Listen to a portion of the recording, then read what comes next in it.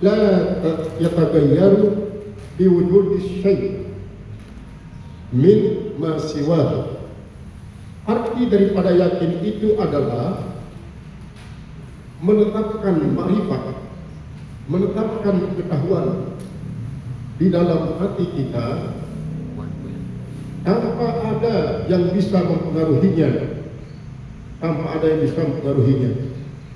baik itu yang berupa duniawi atau bahkan yang berupa ukhrawi. Dia betul-betul memiliki suatu isbat, pengetahuan yang aktif, yang betul-betul. Nah, kemudian yang kedua sabar. Sabar itu adalah termasuk seperti tadi, baru berjihad. Jihad ini adalah sebuah perjuangan. Kalau di dalam usul fikih jihad dan ijtihad. Kalau ijtihad bazlul wus'i li tahsilil hukmi syar'i, yaitu mengerahkan usaha untuk mendapatkan hukum syarak. Nah, sedangkan kalau jihad itu adalah bazlul istita'ah, mengerahkan segala kemampuan di daf'i a'da'illah, untuk menolak musuh-musuh Allah. Maka yang paling berat kita hadapi adalah jihadun nafsi, melawan diri kita sendiri. Ketika kita tak mampu melawan diri sendiri, maka tentu musuh-musuh yang lain daripada diri kita ini akan kesulitan kita bisa kalahkan. Karena apa? Seringkali kadang-kadang kekuatan nafsu kita ini lebih kuat dibanding dengan musuh yang sesungguhnya yang datang dari Allah. Jihadun nafsi itu yang pernah disabdakan Rasulullah SAW ketika kembali dari perang Badar. Raja'na min jihadil asghar ila jihadil akbar. Kita baru kembali dari jihad kecil, perjuangan kecil, kepada perjuangan yang besar. Qila ma jihadul akbar ya Rasulullah. Dan ditanya Rasulullah, apa jihad yang besar itu ya Rasulullah? Jihadun nafsi, melawan diri sendiri. Melawan diri sendiri. Syahwat ini, nafsu itu lebih didominasi oleh syahwat. Syahwat itu lebih mengarah kepada perbuatan-perbuatan yang membuat Allah Ta'ala jadi murka. Syahwat untuk meninggalkan perbuatan yang wajib, dan syahwat untuk melanggar larangan-larangan. Karena apa? Manusia ini dia multi. Makanya dia dijadikan sebagai khalifah di bumi karena dia memiliki multi potensi. Berbagai macam potensi ada.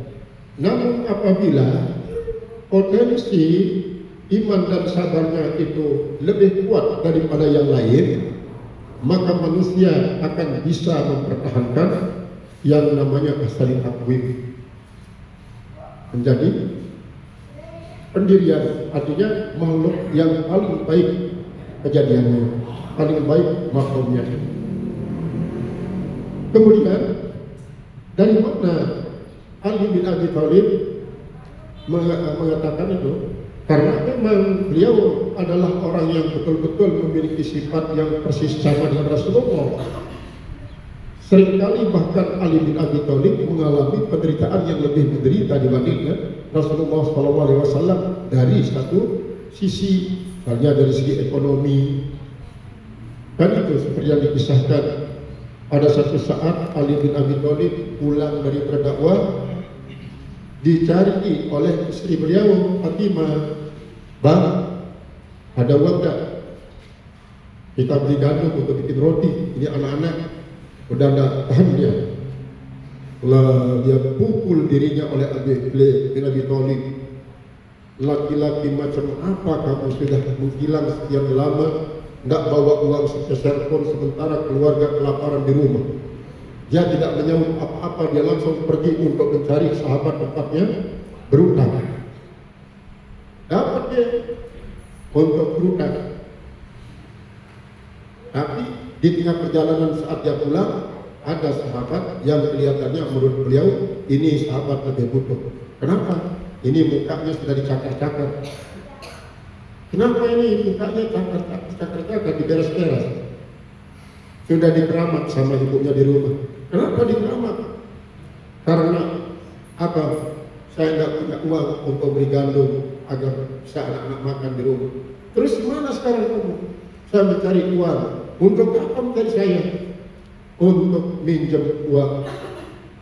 Kalau begitu ini saya kasih kamu, tidak usah minjem.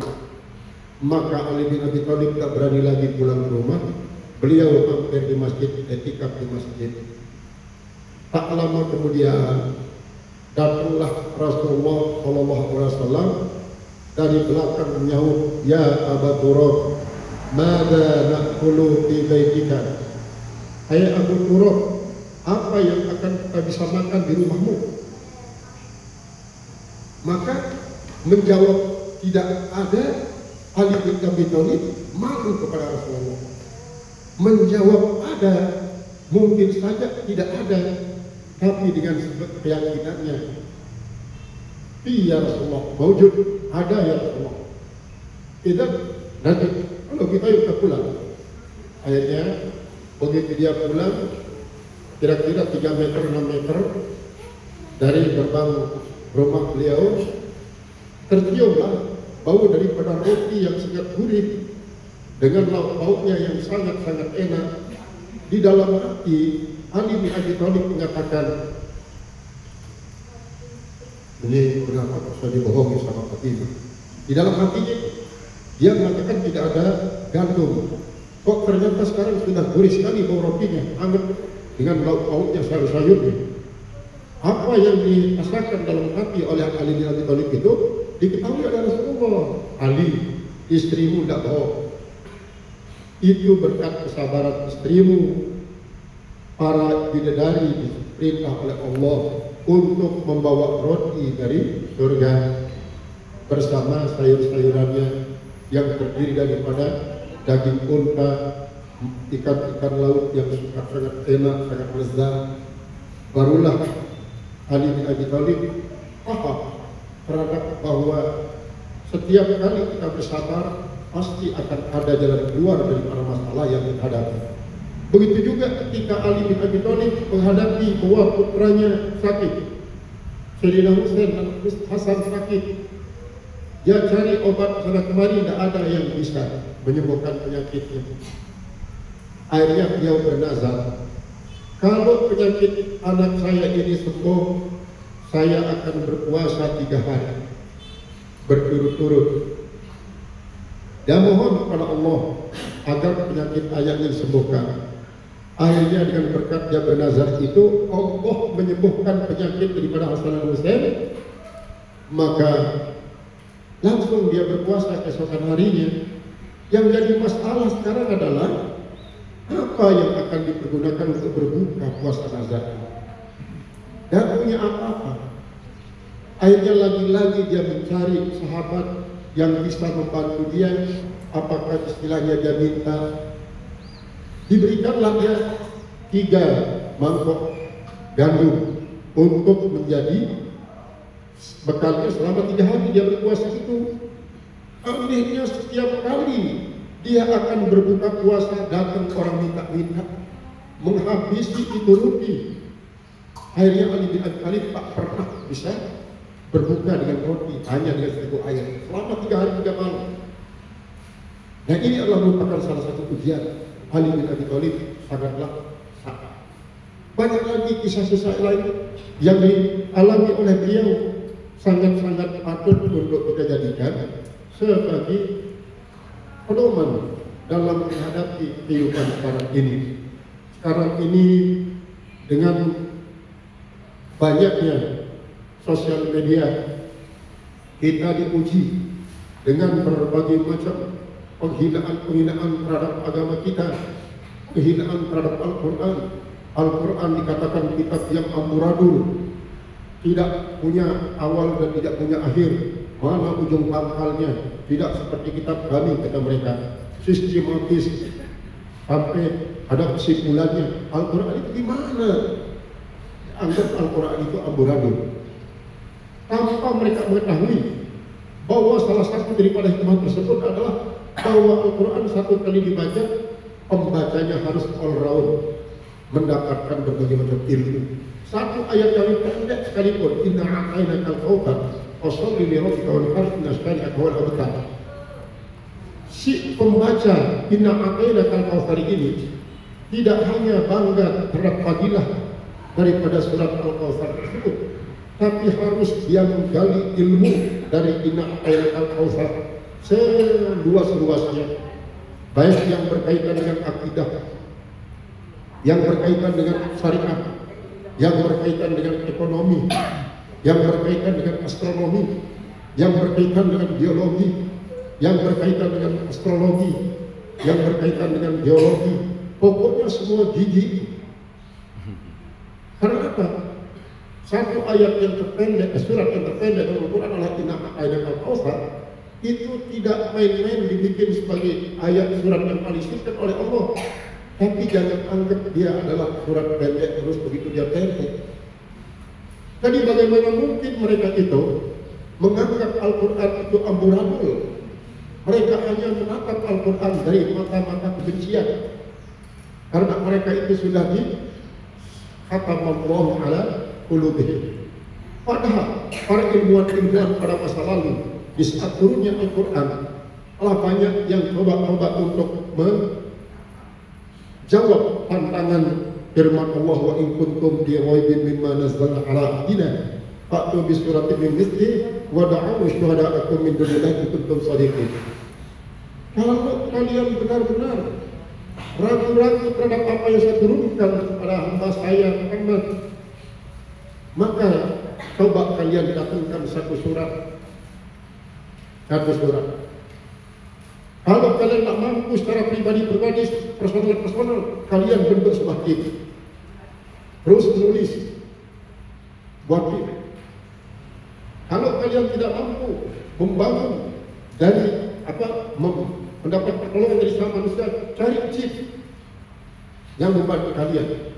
Kalau kalian betul-betul ragu-ragu, tetapi Allah tetap saja telah menempel hati mereka.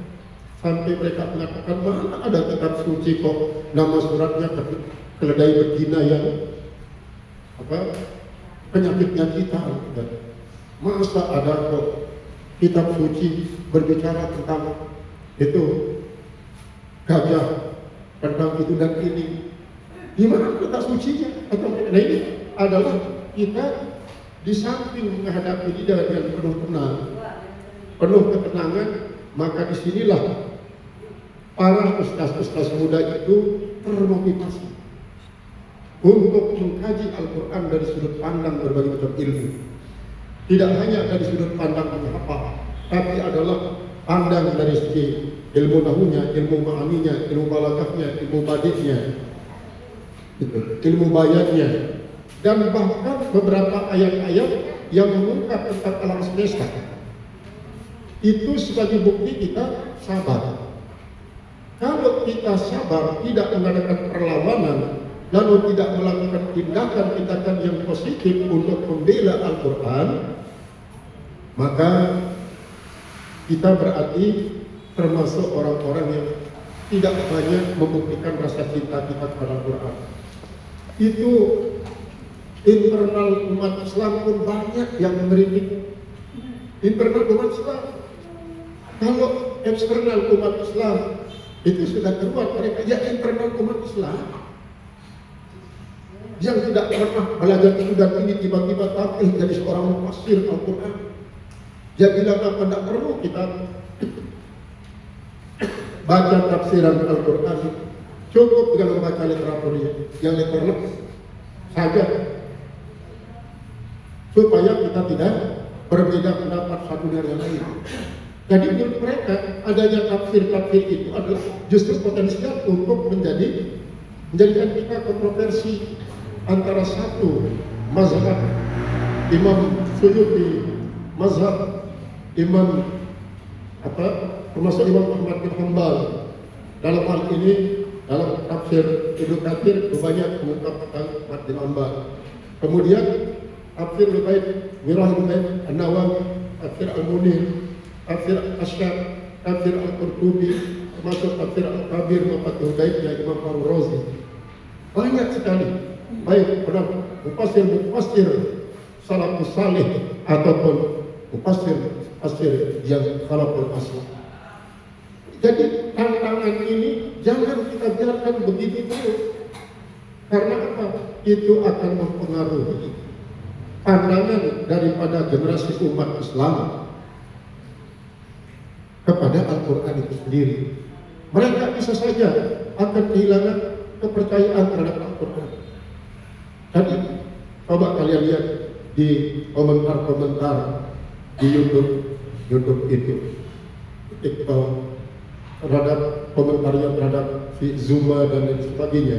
Kemudian ada yang berkomentar tentang pandangan daripada itu Mut'im Sirri yang liberalisme, yang banyak mengatakan bahwa Al-Quran ini 2000 alif di dalam Al-Quran itu dibikin-bikin yang seharusnya tidak ada. Misalnya pada surat Al-Kafir, ada ayat surat Al-Kafir, menurut dia qul ya ayyuhal kafirun la a'budu ma ta'budun. Jadi di situ kata dia ini bukan lam nabi, tetapi adalah lamul ibtida, kata mereka. Yang seharusnya mengatakan la a'budu ma ta'budun. Hai orang-orang kafir, kami juga akan menyembah apa yang kalian sembahkan. Wala ana abidu ma'abatum, saya juga akan menyembah apa yang kalian sembahkan. Bukan mengatakan wala ana abidu ma'abatum, saya tidak akan menyembah apa yang kalian sembah. Tapi lamnya lama tidak yang memperkuat kabar itu kata Mut'im Sirri. Maka itu seharusnya akan dikomentari oleh para netizen yang muda, para ustaz-ustaz muda, untuk mengimbangi sepak terjang mereka itu secara internal umat Islam. Tapi tetap sabar. Sabar itu tidak berarti berlutut. Sabar itu adalah tidak bertindak untuk menyerang mereka, tetapi bertindak untuk melakukan yang lebih baik daripada mereka. Ketika dia menyerang seperti itu, kita harus memberikan penjelasan tentang ini dan tentang ini, maksud daripada ayat tersebut. Memang saya kalau Zuma itu mengatakan bahwa kita di dalam Al-Quran tidak ada yang memerintahkan agar umat ini menulis Al-Quran, katanya. Tapi Al-Quran itu harus dihafal, tidak usah ditulis, kata mereka. Kata mereka, ini terus yang memancing daripada eksternal umat Islam yang mengatakan bahwa Al-Quran ini betul-betul kitab suci yang amburadul, kata mereka. Nah ini perlu mendapatkan jawaban daripada orang-orang tersebut. Jangan sampai mereka itu nanti mempengaruhi generasi muda Islam. Artinya, kembalilah kepada Al-Quran, bahwa Al-Quran itu adalah tidak akan pernah bisa ditiru oleh siapapun. Keadaan penulisannya yang selalu berubah dari era ke era sampai mencapai suatu kesempurnaan antara satu huruf dengan huruf yang lain, satu harakat dengan harakat yang lain, itu tidak terlepas daripada ijtihad jamaah daripada para sahabat.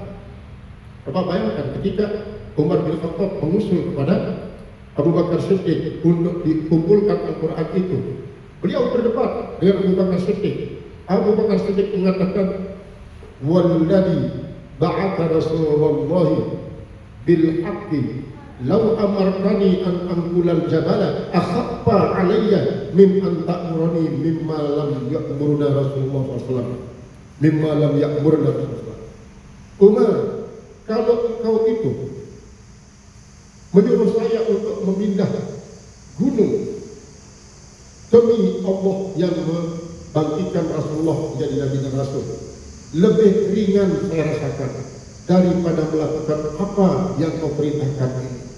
Namun Umar bin Khattab terus karena ekspresi kecintaannya terhadap Allah dan Al-Quran, cintanya kepada Rasulullah, dia mampu memberikan pemahaman kepada Abu Bakar Siddiq. Akhirnya semua yang tertulis di lempengan batu, yang tertulis di kulit-kulit kambing, di kulit-kulit onta, di pelapah-pelapah kurma, kemudian yang tertulis di tulang-tulang, itu dikumpulkan, lalu dicarikan siapa yang jadi asisten pribadi Rasulullah, ialah Zaid bin Thabit.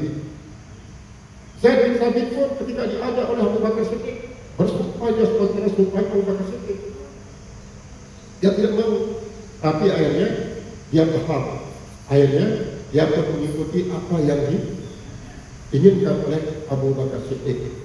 Lama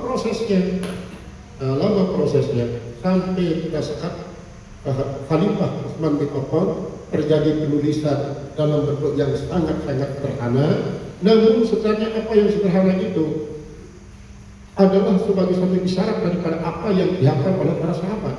Karena apa? Tidak bisa mereka itu membedakan. Kalau dia tidak menghafal, tidak bisa membedakan mana ta, mana za, mana ba, mana nun, mana ya. Semuanya kayak sampah. Jadi hafalan. Akhirnya Pak, sampai kepada saat termasuk Al-Haddad bin Yusuf As-Saqafi menaruh tanda-tanda semacam tersebut. Ada yang menaruh tanda dengan warna, ada yang menaruh tanda dengan mengasih harakat, kemudian kasih titik untuk membedakan antara huruf dan huruf yang lain. Ini adalah salah satu dari upaya. Apakah pada saat itu Al-Quran ini aman daripada caci maki dan penghinaan daripada orang-orang kafir? Lebih dahsyat penghinaan mereka. Mereka mengatakan Al-Quran asatirul awalin, dongeng-dongeng. Ini yang bisa sampai sekarang orang-orang